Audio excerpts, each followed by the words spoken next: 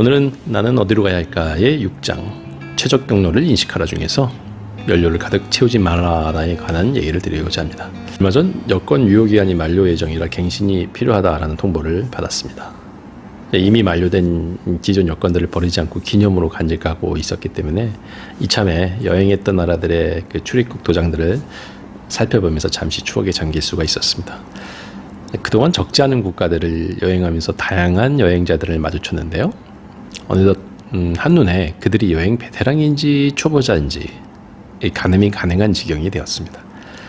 이 커다란 캐리어나 배낭 그리고 보조가방까지 끌고 가는 사람들은 10중 8구 여행 초보자입니다. 여행을 많이 해본 사람들은 그렇게 짐이 많지가 않죠. 그들은 짐이 많으면 여행이 힘들어진다는 것을 알기 때문에 여행 본질에 집중하기 위해서 짐을 최소한으로 끌립니다.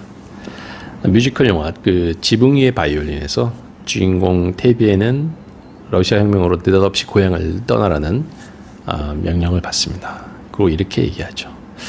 왜 항상 머리에 모자를 쓰고 있냐고요?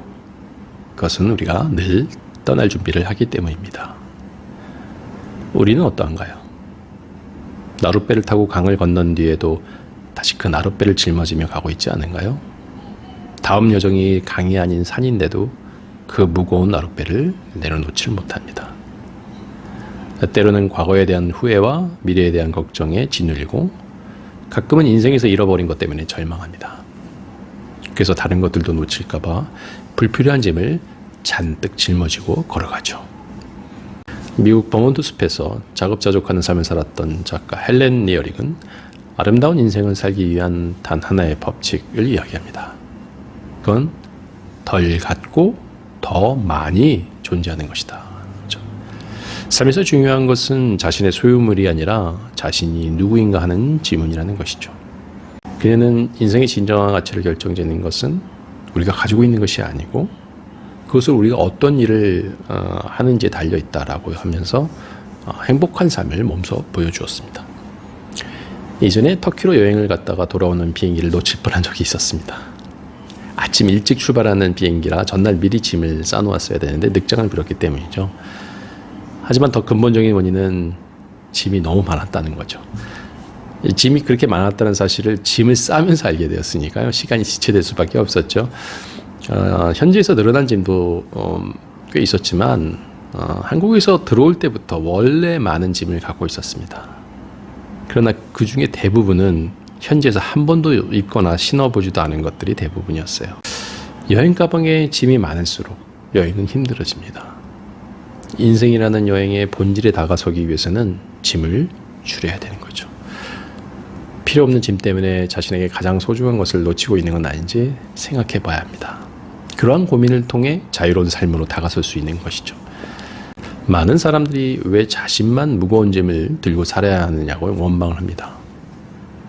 하지만 사실 그것의 가볍고 무거운 것은 삶이 힘든 것과는 관계가 별로 없습니다. 가벼워도 힘든 이유는 우리가 틈틈이 내려놓지 않아서이고 무거워도 힘들지 않은 이유는 가끔씩 내려놓기 때문이죠. 맞습니다. 틈틈이 짐을 내려놓아야 하죠. 그것이 가볍게 살 수 있는 비결입니다. 인생의 우선순위를 점검하고 바람직한 삶의 조건을 바꾸는 법을 찾을 때 무거운 짐을 버리고 집착에 시달리지 않는 가벼운 마음을 갖게 됩니다. 양손에 가득 쥐고 있으면서 중요한 것을 더 움켜쥘 수는 없는 법이 아닐까요? 중요한 것은 쥐고 아닌 것은 놓아야만 합니다. 톨스토이의 단편 사람에게는 얼마만큼의 땅이 필요한가는 우리의 욕심과 집착이 얼마나 어리석은 것인지를 잘 보여주죠.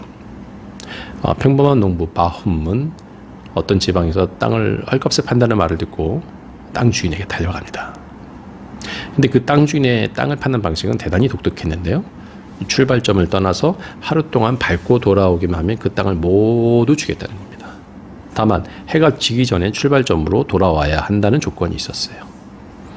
다음날 아침에 일찍 출발점을 떠난 바훔은 힘차게 달려나갔고 부자가 된다는 꿈에 부풀어서 음식을 먹지 않아도 배고픈 줄을 몰랐습니다.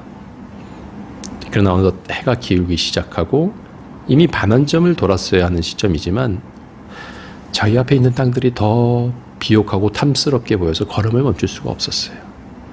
결국 해가 지평선 아래로 숨어들 때야 바훔은 발걸음을 돌려서 출발 지점으로 달리기 시작합니다. 해가 질까봐 급한 마음에 더 빨리 달리기 시작했고 땀이 비오듯 했지만 혼신을 다해 내달렸죠. 드디어 간신히 출발점에 도착했지만 그는 그만 정신을 잃고 쓰러지고 말았습니다. 다시는 일어나지 못했습니다. 안타깝게 여긴 땅 주인은 그를 묻어주기로 했죠. 결국 그에게 필요했던 땅은 그가 묻힐 반평 크기의 땅이 전부였습니다. 러시아 제2의 도시 상트페테르부르크에는 루브르 박물관과 대형 박물관에 견줄 만한 에르미타슈라는 걸출한 미술관이 있습니다. 그 명성에 가려서 빛을 보지는 못하지만 그곳에서 멀지 않은 곳에 국립 러시아 미술관이 또한 그 훌륭한 러시아 화가들의 작품들이 전시되어 있는데요.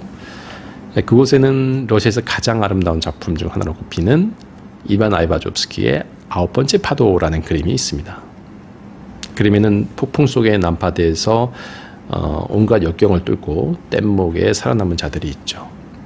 그리고 그 앞에 다시금 시커멓고 거대한 파도가 밀려옵니다. 그러나 그 파도는 8번째 파도입니다. 그 뒤에 더 큰 파도가 멀리서부터 서서히 다가오죠. 뗏목 위에는 이미 아무것도 없습니다.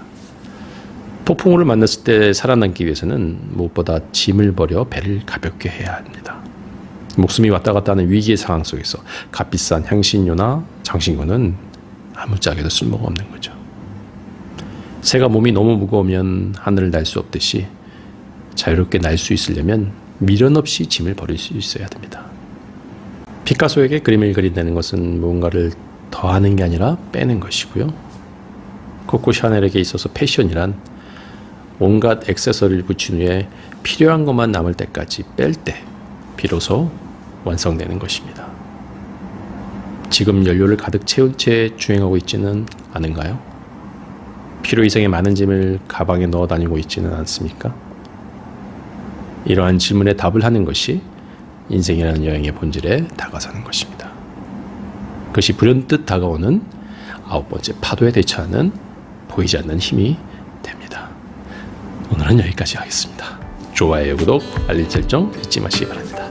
이상 카멜TV였습니다. 감사합니다.